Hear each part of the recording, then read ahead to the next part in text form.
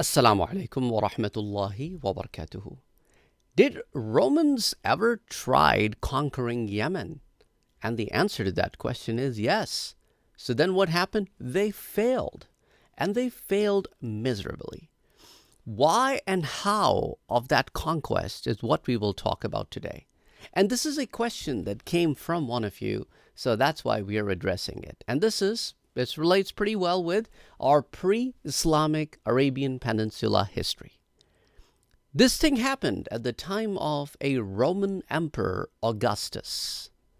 And Roman Emperor Augustus was the first Roman emperor. Prior to him, it was a time of Julius Caesar, who wanted to become a dictator of Rome. So he was assassinated by his own Senate. Well, after he was assassinated, the idea of Republic of Rome came to an end, and a new era of Romans started under the leadership of Augustus, and he became the first Roman emperor. Augustus was not born with that name Augustus. He was the adopted son of Julius Caesar. Well, he was actually grandson of Julius Caesar's sister. Augustus was born in BCE. Well, we're talking about 63 BCE, so several years before the birth of Jesus we're talking about, and he passed away in 14 AD. So when Isa alayhi salam, or Jesus, was still maybe a teenager, that's when Augustus died. Well, let's talk about when exactly he wanted to conquer Yemen and why he wanted to conquer Yemen.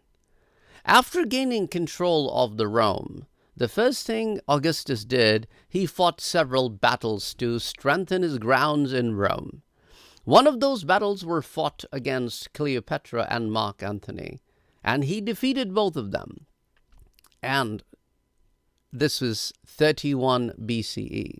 At this time, when this battle was over, he wanted to pursue other goals. And one of the goals is to strengthen the Rome and also to increase the flow of money coming into the Rome. Well, Yemen played a very important role in the Arabian Peninsula. And Yemen, which is on the southern tips of Arabia, on the southwest side of Arabia, if you're familiar with the Arabian Peninsula. And if you follow Yemen going north, you will come across Mecca, then Medina, then you will run into Palestine, Jordan area, and then you will go into Syria, and finally you will be entering into Turkey, the western side of the Arabian Peninsula.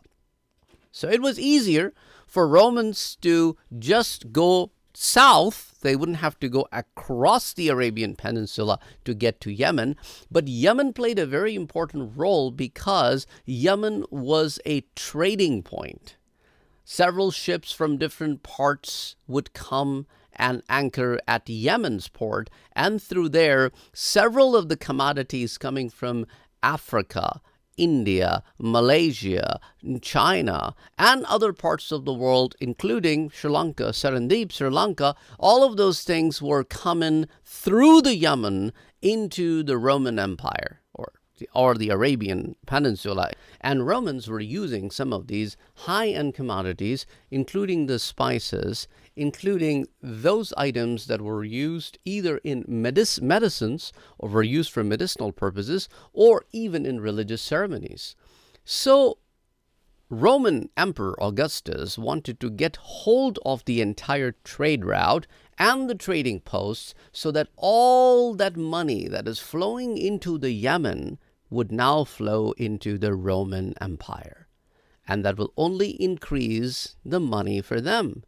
However, Yemen was so far stretched out that it was not very much accessible for Roman Empire, and they have never entered Arabian Peninsula before, especially in this region. But, as I told you, in 31 BCE, a general by the name of Aelius Gallus, he was the one who was made the prefect of Egypt, and he is the one who is controlling the recently conquered territory of Egypt from the Cleopatra and Mark Antony. So he became the first choice of men to be sent to conquer Yemen. He sails out of Egypt, and there were some problems that they had to run across, but somehow they managed to reach with this massive 10,000 men fleet from Egypt into the Arabian Peninsula. Now they're landing somewhere close to where we have modern-day Jordan. And this is where they are to be joined with the Nabatean people, who are Arabs from the north, from where we call the Jordan. Their capital was Petra. And they wanted to help Romans because they were in close alliance with Romans. They wanted to keep that relationship strong. So a man called Salius from the Nabateans was hired to take this Roman army, along with some Nabatean men, into the Arabian Peninsula and moving south and attack Yemen. He was a guide because he was more familiar with the Arabian Peninsula more than the Romans were. So they started marching into the Arabian Peninsula. There was nobody to stop them because they had no intentions of fighting anybody but the people of Yemen. So they conquered Najran, and then they started moving further down south. And now they are to enter a place called Ma'arib. Ma'arib, which serves as a very important place, it's the capital of the Sabians, the people of Saba. And because of the dam and the irrigation system, it was an extremely fertile land. Now, the Roman soldiers are not used to of this kind of a desert heat, so they're running low on water supplies. They're running low on numbers because their men are dying of hunger and disease and heat. Yet their morals are high. They want to conquer Yemen, and they want to please Augustus. So they enter into the Yemen, and they are starting to conquer one town after another. So their first conquest was Al-Jawf, which is in the northern parts of the Yemen. And this conquest boosted the morale of the people. They rationed. They left some people behind to control Al-Jawf when they moved forward to conquer more land. So after Al-Jawf, they proceeded to Al-Bayda, which is known as, or formerly known as, Aska. They took control of that city, and then they moved to Barakesh, which is formerly Yathil or Athrula. And then they secured the area, leaving a garrison and provisions for their next march. And now they are getting close to Ma'arib. But as they got close to Ma'arib, they noticed that Ma'arib has a much stronger defense system than any of the other towns that they have captured. They're moving in different directions. At this point, there's one more problem that occurred. Their guide, Salius, did not take them on the right path. He made them roam around the Arabian desert, showing them that this is where your next destination is, and then saying that, no, I think we got into the wrong directions, and taking them into another direction. If you've ever been in a desert, you know that sand dunes keep shifting. If you do not know the way around, it is very difficult for you to get to your destination and very easy to be lost and going in circles. Well, Romans have blamed that majority of their strength was lost because of the betrayal of Nabateans. However, we don't know if Nabateans did this on purpose or did it that because they themselves were lost. Long story short, when this army reached the wall of the Ma'arib, they were already exhausted. Most men were already dying of hunger and disease and malnourishment. Their water supplies were also not efficient.